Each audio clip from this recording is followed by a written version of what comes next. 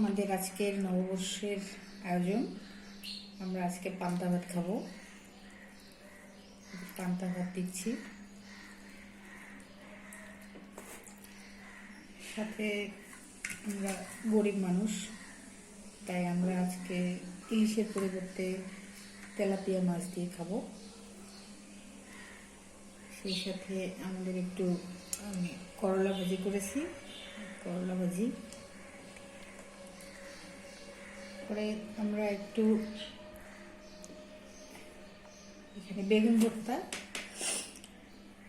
আর এখানে হলো সজনে ডাঁটা আছে,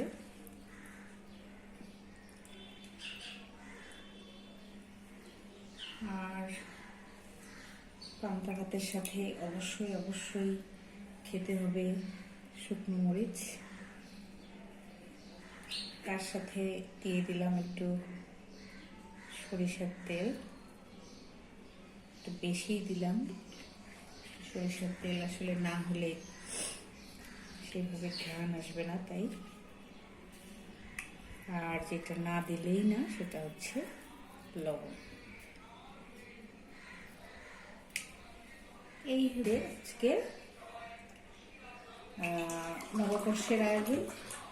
আমরা পান্তা ইলিশ খেতে পারলাম না, কিন্তু আমরা এই হয়ে গেল আমাদের পান্তার সাথে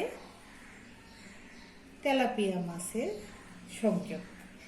ধন্যবাদ।